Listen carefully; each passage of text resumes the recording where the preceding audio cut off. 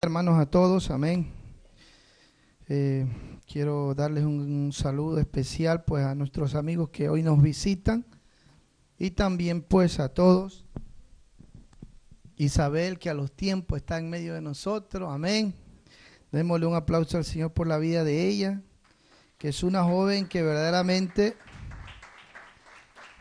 ha dado también aquí en la iglesia, pero yo creo que ya llegó el momento también en que el Señor comenzará con su vida vuelta, amén, y es importante. Así que vamos hoy a seguir hablando.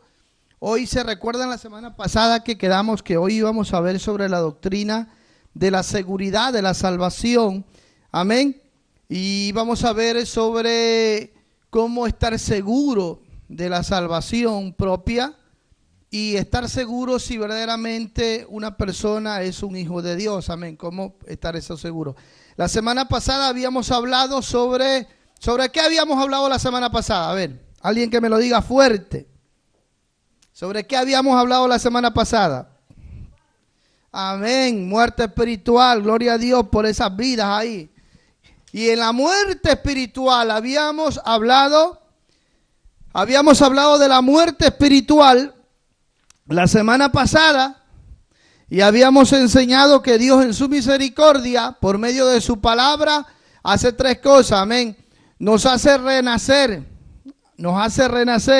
para poder responder al llamado que Dios hace a nuestras vidas. ¿Qué más? Habíamos enseñado que Dios regala la fe al hombre para que el hombre crea. Y habíamos enseñado que Dios regala el arrepentimiento al hombre para que el hombre se arrepienta. O sea, todo nace de Dios. Amén. Todo se origina en Dios porque Él todo lo hace con propósito y para su gloria. Amén. Entonces hoy vamos a ver la evidencia de aquellos que verdaderamente han tenido ese renacimiento espiritual, que verdaderamente han creído en Él, se han arrepentido y ahora cómo están seguros de su salvación. Y vamos a estar viendo cómo puede un hombre estar seguro de su propia salvación. ¿Cuánto aquí tienen esa seguridad de ser salvos? Amén. Alcen su mano a ver cuántos tienen esa seguridad. Vamos a orar. Señor, te alabamos y te bendecimos.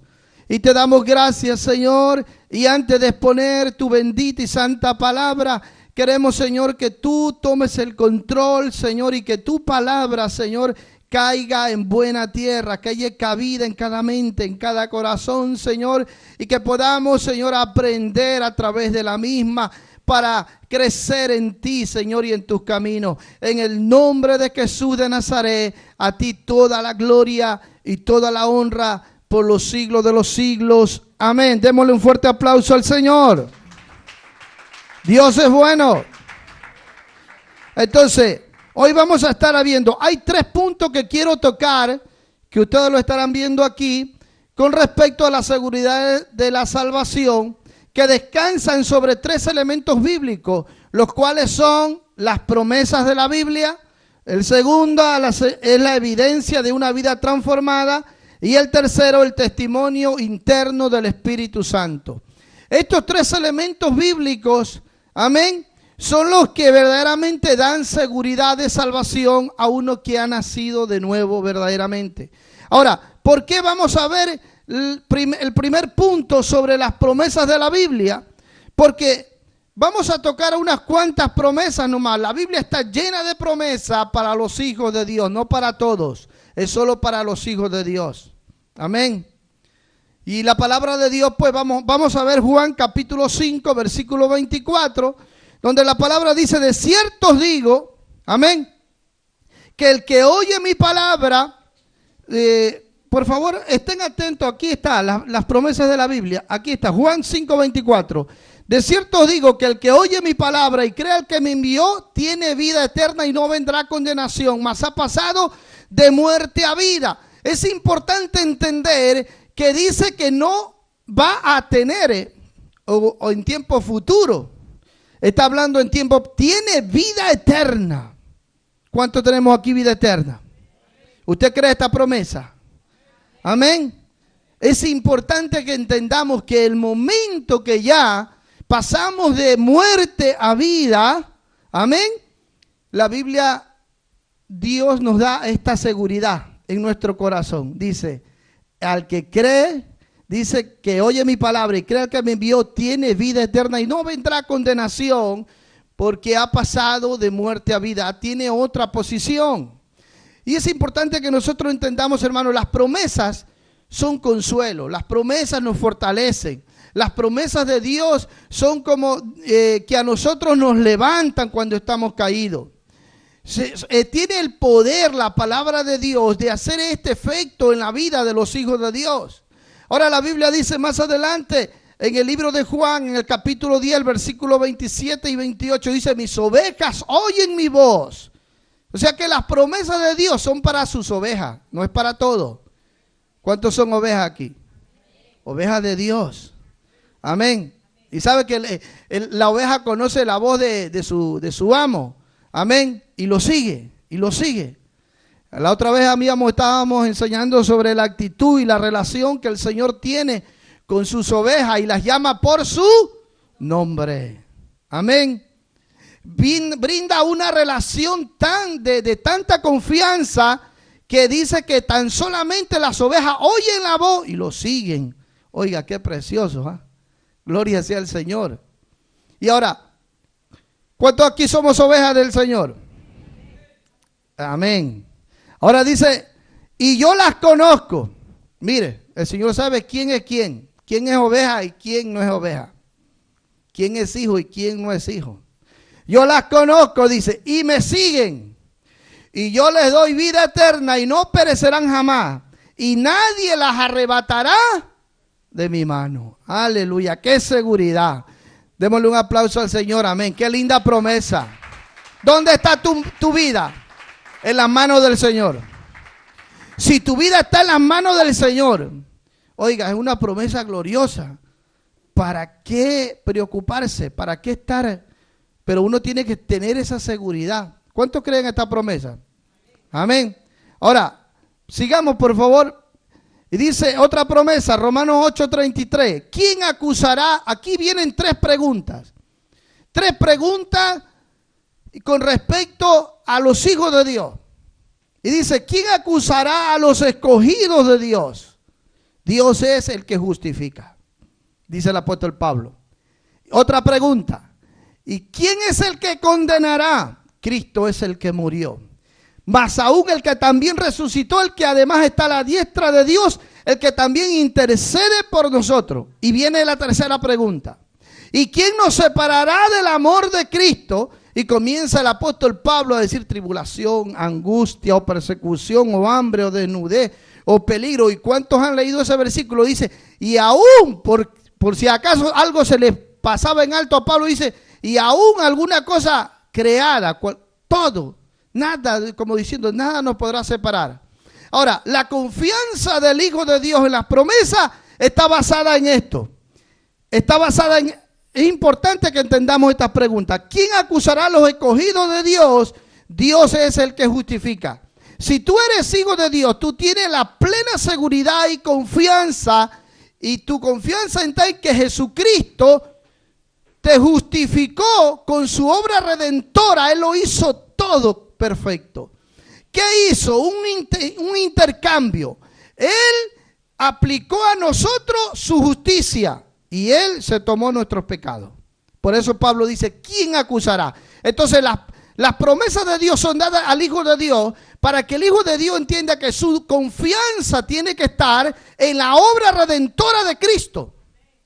Amén. Nuestra confianza no está en nadie más. Nuestra confianza no está en ningún líder, en ninguna creencia, está en una persona, Cristo Jesús, que hizo la obra perfecta por cada uno de nosotros. Nuestra confianza descansa ahí. Amén. Entonces Él aplicó su justicia a nosotros. ¿Quién dice condenará? Si Cristo es el que murió. Aleluya. Él murió en mi lugar. Ahora, como diciendo, nadie me puede condenar. ¿Por qué? Porque la justicia de Cristo ha sido implantada en los hijos de Dios. Amén. Qué buena. Ahora dice, ¿quién nos separará del amor de Cristo? Quiere decir que la obra de Cristo no solamente hizo una parte y no hizo la otra. No, la obra de Cristo fue tan perfecta que Él, al morir en la cruz por nuestros pecados, no solamente nos hizo para justificarnos de nuestras maldades y de nuestros pecados, sino también para darnos la capacidad de vivir santificados para Él, apartados para Él, para su gloria, de tal manera que nada ni nadie nos iba a arrebatar de sus manos. Y Pablo dice, ¿quién nos separará del amor de Cristo? Angustia, y comienza a decir una lista grande, dice, como diciendo, la obra de Cristo es tan perfecta en la vida del cristiano que una vez que éste se arrepiente, que una vez que éste le da su vida, no solamente, bueno, ya se queda ahí, sino que comienza a crecer de tal manera que estando en las manos del Señor, comienza a superar todas estas cosas. Comienza a superar la tribulación, la angustia, la aflicción, la persecución, el hambre. No hay nada ni nadie que lo arrebate de las manos del Señor. Amén. Sigamos adelante. Entonces, el apóstol Pablo dice, por favor, ¿puedes pasar la página? Es importante, aquí con esta promesa termino. No, la otra, hija, la anterior. En Romanos 8:37, antes en todas estas cosas, la Biblia dice, somos más que vencedores, no solamente vencedores, sino que el apóstol Pablo añade diciendo más que vencedores. Más, o sea, tenemos un llamado a ser vencedores. Por eso en Apocalipsis habla de 7, a las 7 iglesias termina diciéndole, y el que venciere, son 7. A todas las 7 iglesias de Apocalipsis le termina diciendo, y al que venciere le daré de comer del árbol de la vida, y al que venciere le daré una piedrecita con un nombre nuevo, y al que venciere no borraré su nombre del libro de la vida, y al que venciere será vestido de vestiduras blancas, y al que venciere, o sea, son promesas para los vencedores. O sea, la obra redentora de Cristo nos da la capacidad de convertirnos ¿en qué? En vencedores. Dile al que está a tu lado, somos vencedores. Somos vencedores. Amén.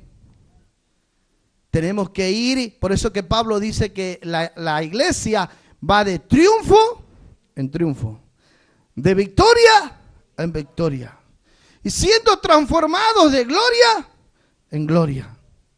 Aleluya, qué maravilloso. Ahora dice, por medio de aquel que nos amó, o sea, que quiere decir que no depende de nosotros. Dice, sino por medio de aquel que nos amó. Si nosotros nos apartáramos del Señor, comenzamos a perder. Por eso dice, somos vencedores por medio de aquel. O sea, tenemos un llamado a ser victoriosos sobre todas las cosas. Amén. Hay momentos en la vida donde Pablo dijo, caído, pero no vencido. Y es que es verdad, hay momentos en la batalla en que tú puedes caer, pero la Biblia dice, caído, pero no vencido. Hay momentos en la vida en los que uno cae. ¿Cuántos han caído? Pero lo importante, hermano, es levantarse, no quedarse caído. Lo importante es que Dios te da la capacidad de volverte a levantar. El verdadero Hijo de Dios se lo conoce en eso, en que se levanta. Sabe que David cayó en pecado, David pecó, David falló, pero un año estuvo escondiendo su pecado. Y en el Salmo 32 dice, mientras callaba, mis huesos se consumían. Un año, oiga, ¿cuánto están escondiendo alguna cosa por ahí? Y mientras la esconden, viven con una vida, Dios santo, como David. David probó un año, y al año el Señor, porque lo ama, lo manda al profeta Natán y le dice, va y dile esto a. Y cuando le comenzó a dar el mensaje, este hombre verdaderamente comenzó a arrepentirse. Por eso en el Salmo 51, cuando él comienza a arrepentirse, entonces dice, devuélveme el gozo de tu salvación. No quites de mí tu Santo Espíritu. Comienza a ser restaurado. Comienza, vuelta a conquistar, vuelta a ser vencedor sobre el pecado, sobre todas sus debilidades. Hermano, nosotros somos, como dice aquí, más que ahora, por lo cual estoy seguro. Mire lo que decía Pablo, qué seguridad. Y estas son promesas para nosotros también, hermano, para aquellos que somos ovejas del Señor. Y estoy seguro, dice, que ni la muerte, ni la vida, ni ángeles, ni principados, ni potestades, ni lo presente, ni lo porvenir. O sea, nada se le escapó a Pablo, oiga, lo dijo todo. Y ahora dice, ni lo alto, ni lo profundo, ni ninguna otra cosa creada nos podrá separar del amor de Dios que es en Cristo Jesús, Señor nuestro. Porque, hermano, ahí está una de las evidencias de que verdaderamente tú eres salvo y eres un hijo de Dios. En las promesas de Dios. Amén. Y las promesas de Dios te dan una identidad con esta palabra. Te hacen vencedor sobre todas estas cosas. Amén. Entonces el primer punto es ese. Amén. No es como en cierta ocasión un hermano me dijo, hermano, salimos a evangelizar. ¿Y qué pasó? Me dijo ahí uno que él, bueno, él se había años atrás, había hecho la oración del pecador y se había arrepentido, pero después ha caído y aunque sigue en el pecado, él sabe que él es salvo. Mentira del diablo. Mentira del diablo. No, es que muchos solamente se quedan en las promesas y dicen, no, la palabra de Dios dice esto, y yo me arrepentí y el Señor me perdonó. No. Por eso no bastan las promesas para saber si eres un hijo de Dios. Falta la evidencia, que es el segundo punto. Pase por favor, hermana. Dice la palabra de Dios, la segunda evidencia es de una vida transformada. Esto quiere decir con la conversión, con la regeneración. ¿Qué significa la palabra conversión o convertirse? Significa volverse. Amén. La palabra conversión significa volverse. ¿Qué quiere decir? Que usted tiene que volver la espalda al pecado y dar el frente a Dios. Una de las evidencias de que si tú eres salvo verdaderamente y eres un hijo de Dios, es que tú has cambiado de posición, le has dado la espalda al pecado y el frente a Dios. Y comienzas a vivir en una vida regenerada, cambiada, transformada por el poder de Dios. Amén. No eres un convencido, sino un convertido. Porque tristemente hoy hay muchos convencidos. Y Dios no quiere ningún convencido, sino convertido. Amén. Dile a que está a tu lado, somos convertidos. Dice la Biblia en 1 de Juan 2:3. Y ahora mira, aquí está la evidencia. En esto, dice el apóstol Pablo, el apóstol Juan, en esto sabemos que nosotros le conocemos, si guardamos sus mandamientos. El mayor interés del Hijo de Dios, ¿sabe cuál tiene que ser? Conocer a Dios. Conocer a Dios. Y la mejor manera de conocer a Dios, Dios la ha dejado en su palabra. Porque es aquí donde aprendemos a conocer a Dios. Aprendemos a conocer su santa y bendita voluntad. A través de la oración, de la comunión y de la palabra, amén, y de la ayuda del Espíritu Santo, el cristiano comienza a ser fortalecido por el Espíritu Santo y por medio de la palabra y la relación con Dios, comienza a guardar los mandamientos. Porque humanamente es imposible. Humanamente es imposible. Pero si usted tiene verdaderamente es un hijo de Dios, la evidencia se verá en esto que dice el apóstol Juan. Usted va a comenzar a guardar los mandamientos. Y la Biblia dice, al capítulo 3, versículo 14, nosotros sabemos que hemos pasado de muerte a vida. Otra evidencia. Y la primera evidencia es que usted guarda los mandamientos. La segunda evidencia, y mire, Dios resumió todos los mandamientos en 2 mandamientos. Amarás a Dios y a tu prójimo como a ti mismo. Si nosotros somos en grado de obedecer estos 2 mandamientos, el resto está hecho. El resto está hecho. Y por eso dice el apóstol Juan acá y dice, nosotros sabemos que hemos pasado de muerte a vida. ¿En qué? Y aquí dice, en que amamos a los hermanos. El que no ama a su hermano permanece en muerte. Oiga, es que la esencia del cristianismo, ¿cuál es? El amor. Por eso Pablo dice claramente en Corintios que todo se acabará, todo se terminará, pero lo que va a permanecer es el amor.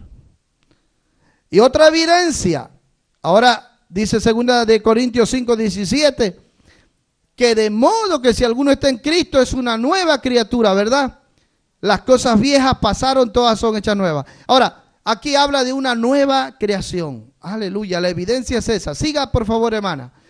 Qué importante que nosotros entendamos esto. Amén. Gloria sea al Señor por ello. 2 de Corintios 5:17, hermano. 2 de Corintios, capítulo 5, versículo 17. Ya los evangelizadores tienen que saber todito eso. Amén. Tito capítulo 3, versículo 5, dice que nos salvó no por obra de justicia que nosotros hubiésemos hecho, sino por su misericordia, por el lavamiento de la regeneración y por la renovación en el Espíritu Santo. Aleluya. Aquí hay algo interesante y habla de la regeneración. Y la regeneración se produce por la renovación en el Espíritu Santo. O sea, la evidencia de que usted es salvo y de que usted es un hijo de Dios no solamente está en las promesas, sino en la evidencia de que usted, su vida ha sido regenerada. Regenerada quiere decir cambiada. Algo nuevo Dios hizo en usted, le cambió la mente, le cambió el corazón, le cambió el espíritu, lo hizo todo nuevo. Porque dice que es una obra renovadora por el Espíritu Santo. Amén. Y la evidencia está en la regeneración. O sea, en un cambio total. Amén. Por eso dice la palabra de Dios, Efesios 4:24 dice, vestidos del nuevo hombre. Vestidos del nuevo hombre. Creados según Dios. Amén. Y eso es importante que nosotros entendamos. Y Efesios 5:8 dice, andad como hijos de luz, porque antes éramos tinieblas. Amén. Antes nosotros éramos tinieblas. Entonces la evidencia que hemos pasado de muerte a vida, que hemos pasado de tinieblas a luz, es que ahora andamos como hijos de luz. Ya no andamos como hijos de tinieblas. Amén. Las tinieblas representan el pecado. Nuestra mente había sido entenebrecida por el pecado, según Romanos 1:21. Cuando el hombre pecó, su mente quedó entenebrecida, o sea, en oscuridad. No podía ver la gloria de Dios, estaba ciego así, no podía ver. Pero cuando la palabra de Dios comienza a regenerar, ¿se recuerdan la semana pasada que enseñamos que cuando el hijo pródigo hubo un momento que entró en sí? O sea, como que algo vino claro a su mente, pudo ver algo. Así sucede en la vida del que está siendo regenerado y cambiado. Amén. Logra ver la gloria de Dios. El mundo no logra ver la gloria de Dios. Los hijos de Dios sí la ven. Los hijos de Dios ven la gloria de Dios. Y comienzan a gozarse y a llenarse de gozo de esa fe. La fe produce gozo y produce paz. Amén. La verdadera fe, hermano, te da gozo. Wow, tú dices, esa promesa es para mí. Esa seguridad de salvación es mía. Y te llena de paz y te llena de tranquilidad. Amén. ¿Estamos entendiendo? Hermano, es importante que usted ponga en práctica, dice la palabra de Dios, que cuando nosotros escuchemos la palabra de Dios, digamos amén, para confirmar la palabra de Dios. Amén. Yo me gozo cuando a veces escucho las prédicas del pastor Rodríguez en Colombia. Y cómo el pueblo hasta comienza a cantar, amén, amén. Es un pueblo que, hermanos, vive despierto. Amén. Es importante esto. Tito capítulo 3, versículo 5, habla claramente que nos salvó. No pase todavía, hermana. Amén. Ahora, vámonos a ver que es otra evidencia. Romanos 6:22. Romanos 6:22 nos habla de otra evidencia de que tú eres un hijo de Dios y de que verdaderamente tú tienes esa seguridad de salvación por los frutos que da tu vida. Antes nuestros miembros los presentábamos al pecado, pero el apóstol Pablo dice aquí: mas ahora que habéis sido libertados del pecado y hechos siervos de Dios, tenéis por vuestro fruto la santificación y como fin la vida eterna. Si tú eres un hijo de Dios y si tú verdaderamente tienes esa seguridad de salvación, la evidencia se verá en los frutos. ¿Y cuáles serán los frutos en tu vida? La santificación. Quiere decir que tú comenzarás a vivir apartado para Dios en todo aspecto. Amén. ¿Cómo será ahora tu identidad con Dios? La Biblia aquí lo dice: hechos siervos de Dios. Para tú primero ser y convertirte en un siervo de Dios, primero Dios, ¿qué hace? Te liberta del pecado. Te liberta de tus prejuicios, de tu creencia, de tus falsas creencias. Mire, el apóstol Pablo estaba tan seguro de lo que creía que perseguía a la iglesia, dice la palabra de Dios. Pero Dios se le aparece en el camino y ¿qué es lo que el Señor tiene que hacer? Circuncidar su corazón y liberarlo de todas sus creencias, de todo lo que él creía que para él era algo seguro y era algo cierto. Pero no podía convertirse el apóstol Pablo en un siervo de Dios sin antes ser liberado, sin antes tener un corazón circuncidado. No podía llegar a ser siervo de Dios. Hermano, pero nuestro privilegio no es ser siervos de Dios. Nuestro privilegio es ser hijos de Dios. Y como resultado de ser hijos de Dios, le servimos a Dios por amor. Y Pablo, cuando entendió esto, porque cuando se le aparece, mire, vámonos un rato a Hechos. A ver, Hechos capítulo 9. Mire cómo la palabra de Dios nos habla del apóstol Pablo. Busque conmigo su Biblia, Hechos capítulo 9, la conversión de Pablo. Y dice la palabra de Dios, cuando se le aparece, desde el versículo 4, y cayendo en tierra oyó una voz que le decía, sí, Hechos capítulo 9, versículo 4. Dice: cayendo en tierra oyó una voz que le decía: Saulo, Saulo, ¿por qué me persigues? Y él le dijo: ¿quién eres, Señor? Y le dijo: yo soy Jesús a quien tú persigues. Dura cosa te dar coces contra el aguijón. ¿Sabe qué es el aguijón usted, verdad? Es una punta. Y usted póngase a darle un patazo a una punta a ver si no le pasa el zapato todo y se hace daño. Pablo estaba persiguiendo a Cristo mismo, a Jesús, porque Jesús se identifica con su iglesia aquí en la tierra. Jesús está aquí en la tierra por medio de la iglesia. Nosotros somos las manos de Jesús, los pies de Jesús. Amén. Y entonces Pablo le dice: ¿quién eres? Y le dice: yo soy Jesús a quien tú persigues. Y el versículo 6 dice: y él temblando y temeroso dijo: Señor, ¿qué quieres que yo haga? Mire, oiga, se rindió completamente. ¿Qué quieres que yo haga? Y entonces le dice el Señor: levántate y entra en la ciudad y se te dirá lo que debes hacer. Y los hombres que iban con Saulo se pararon atónitos, oyendo a la verdad la voz, mas sin ver a nadie. Entonces Saulo se levantó de tierra y abriendo los ojos no veía a nadie. Quedó ciego, hermano. Así que llevándole por la mano le metieron en Damasco, donde estuvo 3 días sin ver, ni comió ni bebió. Ahí estaba tratando Dios con él. Ahí Dios lo estaba liberando. Ahí Dios lo estaba quitándole las vendas, haciéndole entender, porque él no era un cualquiera. Él había sido educado a los pies de Gamaliel. Él era un erudito de la ley. Él se sabía las escrituras. Sin embargo, no había entendido el plan y el propósito de Dios. Y entonces Dios comienza a liberarlo de todas sus creencias y le dice, y el versículo 7, dice: y los hombres que iban con él, con Saulo, se pararon atónitos y oyendo la verdad la voz, mas sin ver a nadie. Entonces Saulo se levantó de tierra y abriendo los ojos no veía a nadie.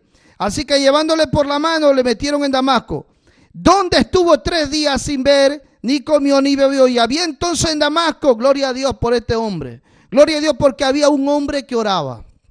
Gloria a Dios por los hombres de oración. Gloria a Dios por las mujeres de oración. Porque Dios habla cuando alguien ora de corazón. Y Dios se le revela y le dice, había entonces en Damasco un discípulo. No dice un creyente, dice un discípulo. Y un llamado Ananías. Y quien el Señor le dijo en visión, Ananías. Y él respondió, heme aquí, Señor, heme aquí. Y el Señor le dijo, levántate y ve a la calle que se llama Derecha. Y busca en casa de Judas uno llamado Saulo de Tarso, porque aquí él ora. Mire qué estaba haciendo Saulo de Tarso. 3 días, había quedado ciego, no comía, ni bebía, ni nada. ¿Y qué estaba haciendo? Orando. Era un hombre religioso, pero había tenido un encuentro con el Rey de Reyes. Y empezó a tener una vida de oración. Y dice, y ha visto en visión, o sea, ya Dios le estaba dando su primera visión a Saulo, a un varón llamado Ananías, o sea, se lo estaba revelando a Ananías. Y le dice que entra y le pone las manos encima para que recobre la vista. Entonces Ananías respondió, Señor, he oído mucho acerca de este hombre, cuánto mal le ha hecho a tus santos en Jerusalén. Y aún aquí tiene autoridad de los principales sacerdotes para prender a todos los que invocan tu nombre. Y el Señor le dijo, ve, porque instrumento escogido me es este, para llevar mi nombre en presencia de los gentiles y de reyes y de los hijos de Israel. Porque yo le mostraré cuánto le es necesario padecer por mi nombre. Y entonces fue Ananías, y el resto usted lo lee en casa. ¿Qué hizo Dios primero con Saulo de Tarso para convertirlo en un siervo suyo? Lo liberó. Lo liberó. Lo liberó de su ego, de su yo. Porque si usted lee, yo le invito a leer usted en su casa, Gálatas capítulo 1, cuando él comienza a leer desde el versículo 9, léalo hasta el versículo 12. ¿Cuál era su actitud? ¿Qué es lo que lo impulsaba a servir en el judaísmo? Y se dará cuenta que él a la cuenta, todo su servicio era para vanagloria. Era para buscar fama, era para buscar popularidad, nada más. Su servicio no servía. Y aquí el Señor los comienza a liberar de todo eso. Ya no le interesaba ni la fama, ni la popularidad, no le interesaba ser el primero, porque dice, yo en el judaísmo avantejaba a muchos. Él quería siempre salir adelante, relucir. Ahora aquí, más adelante en Filipenses dice, todo lo tengo por basura por ganar a Cristo. Todo, todo. Y es que para ganar a Cristo, hermano, se necesita uno liberarse de tantas cosas. Es así, hermano. Muchos están bien creídos que son salvos y que van a ir al cielo porque hicieron una oración de arrepentimiento hace unos años. Y bueno, no se liberan de nada, siguen siendo los mismos, no cambian. Atento. ¿Sabe que cuántos están en el infierno por esa manera de pensar? Porque nunca se dejaron liberar por el Señor. Nunca se dejaron quitar su manera así de pensar. Siempre siguieron pensando lo mismo, viendo las cosas de la misma manera. Basta, hermano. Entonces, aquí el apóstol Tito habla claramente. El apóstol Pablo le escribe, ¿no? Y le dice, en Romano, le dice que estas son las evidencias de alguien que verdaderamente es un hijo de Dios y que es salvo. Su evidencia no solo son las promesas. Su evidencia, ¿cuál es ahora? Es la regeneración. Es el verdadero convertimiento. Por eso la Biblia dice, arrepentíos y convertíos. ¿Por qué dice arrepentíos y convertíos? Porque van de la mano. Si tú verdaderamente te has arrepentido, la evidencia de tu arrepentimiento es que tú serás convertido. ¿Y qué habíamos dicho que significa la palabra conversión? ¿A alguien se le quedó en la mente? ¿Qué significa? Volverse. Volverse. Si tú te has arrepentido, tú has cambiado de dirección, de rumbo. O sea, tú te estabas yendo hacia el infierno y entonces tú, al momento que te arrepentiste, te volviste. Ay, no, para allá no voy. Y comenzó. Arrepentirse, ¿qué significa? Convertirse, volverse. Dígale al que está a su lado, convertirse significa volverse. Amén. Conversión. Esa es una conversión. Ahora, dice, pase por favor, la tercera evidencia de que verdaderamente usted es un hijo de Dios y que usted es salvo, es el testimonio interno del Espíritu Santo en su vida. Amén. No bastan las promesas, no basta la evidencia, falta esto también. Esto es el sello de aprobación. El Espíritu Santo, la Biblia dice, Romanos 8:16, el Espíritu mismo da testimonio a nuestro espíritu de que somos hijos de Dios. Hay un testimonio. ¿De parte de quién? Del Espíritu Santo. De que tú eres un hijo de Dios. Amén. Y la Biblia dice en Gálatas 4:6, y por cuanto sois hijos, Dios envió a vuestros corazones el Espíritu de su Hijo, el cual clama, Abba, Padre. Quiere decir que dentro del Hijo de Dios reposa el Espíritu ¿de quién? De Cristo. Dice aquí claramente Gálatas 4:6, que Dios a los que son hijos de Dios, ¿qué tienen dentro de ellos? El Espíritu de su Hijo. El Espíritu de su Hijo. Antes de nosotros venir a los pies de Cristo, no teníamos el Espíritu de Cristo. Ahora el creyente se ha unido a Cristo y uno es con Él. Porque tiene su Espíritu. Y es su Espíritu que nos lleva de victoria en victoria. Es su Espíritu que nos levanta. Es su Espíritu que nos consuela. Es su Espíritu que nos redarguye. Es su Espíritu que nos capacita. Es su Espíritu. Es su Espíritu que nos da crecimiento. Dice, y su Espíritu, el cual clama, Abba, Padre. Por eso dice la Biblia en Romanos 8:14, que todos los que son guiados por el Espíritu de Dios, esos son hijos de Dios. No todos somos hijos de Dios. Hijo de Dios es aquel que tiene al Espíritu de Cristo. Amén. Ahora, otra evidencia. Romanos 8:11 dice, y si el Espíritu de aquel que levantó de los muertos a Jesús mora en vosotros, el que levantó de los muertos a Cristo Jesús vivificará también vuestros cuerpos. O sea, lo que el Espíritu Santo hizo con el cuerpo de Cristo, que lo resucitó y lo levantó al tercer día, lo mismo hará con todos aquellos que mueren, porque todos un día vamos a morir. Todos tenemos un apuntamiento con la muerte. Nadie se escapa, sea guapo, sea feo, sea negro, sea blanco, sea nadie, hermano. La muerte no respeta ni a niño ni a nadie. Un día la muerte llegará a todos nosotros. Y nos iremos de este mundo. Pero la Biblia promete que todos aquellos que han muerto en Cristo. Por eso es importante morir en Cristo. Todos aquellos que mueren teniendo el Espíritu de Cristo. Dice que el Espíritu Santo hará lo mismo. Así como resucitó el cuerpo de Cristo, resucitará también nuestros cuerpos. Y esta es la esperanza del creyente. Amén. Hermano, solo Dios sabe cuántos días nos resta sobre la tierra. Cuántos años, o quizás cuántos meses. Pero la pregunta es, ¿tenemos al Espíritu Santo dentro de nosotros?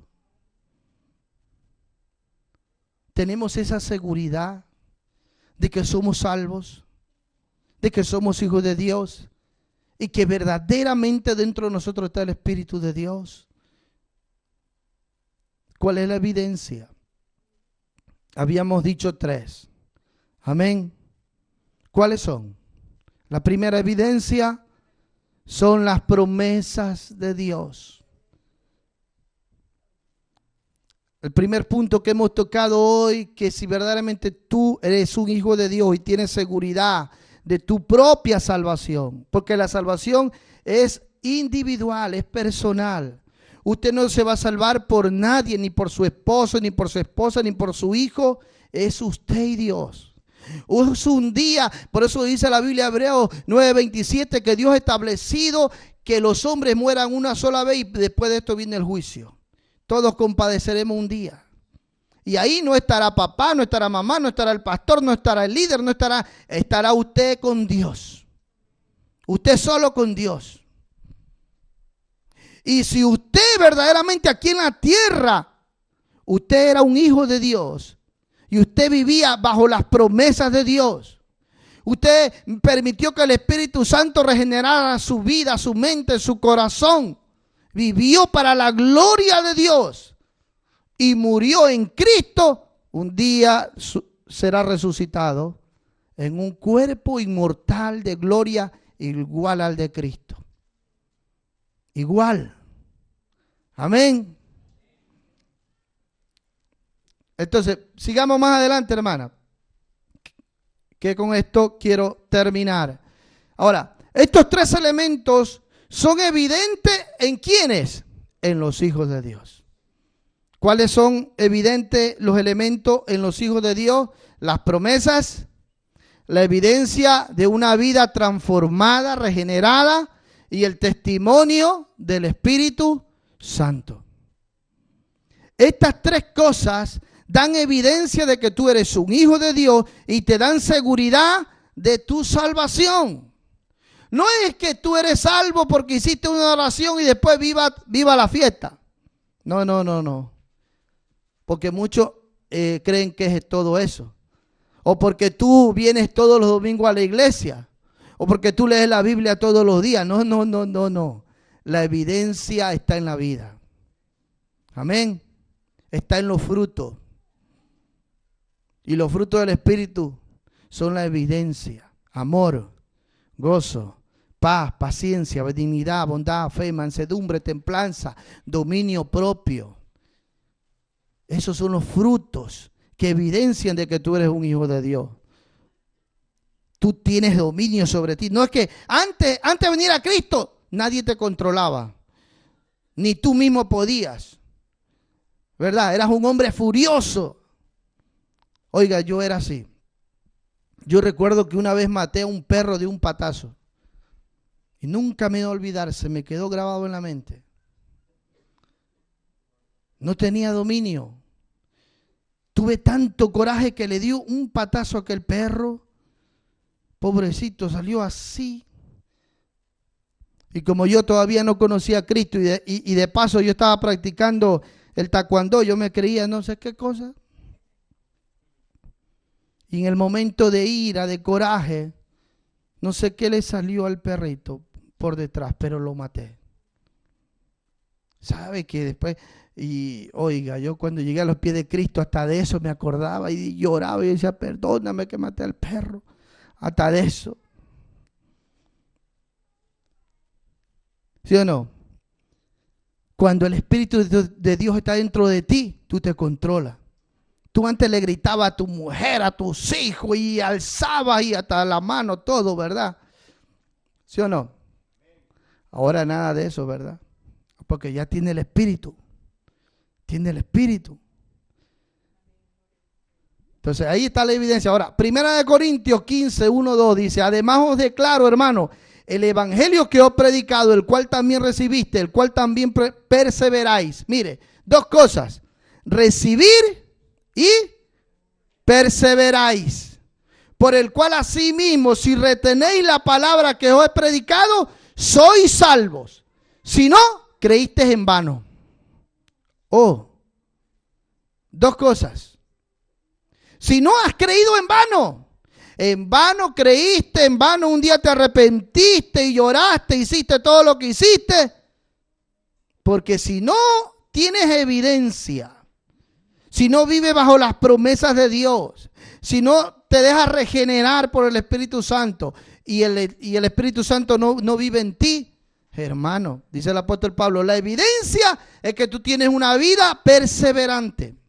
Persevera. Por eso dice la Biblia que el que persevera hasta el fin, este será salvo. Al Hijo de Dios se lo identifica por eso, porque es un hombre y una mujer perseverante. Pase lo que pase, venga lo que venga, es fiel a Dios. Nada lo aparta del Señor. Amén. No es que está 3 meses en la iglesia y después 3 meses en la discoteca. No. No me vengas a decir que eres un hijo de Dios.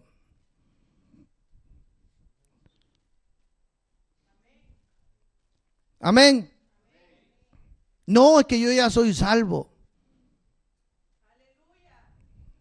Ahora dice la palabra de Dios, Juan 15:6, el que en mí no permanece, mire, el que en mí no permanece, aleluya, dice, será echado fuera como pámpano y se secará, y los recogen y los echan en el fuego y arden.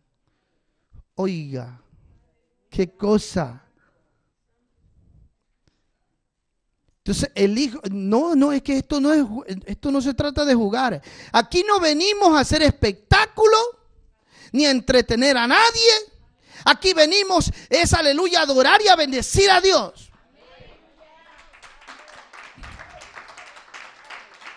Amén. Porque la iglesia del Señor es eso. Es un cuerpo que vive para la gloria de Dios. Y hermano, pues la evidencia está en eso.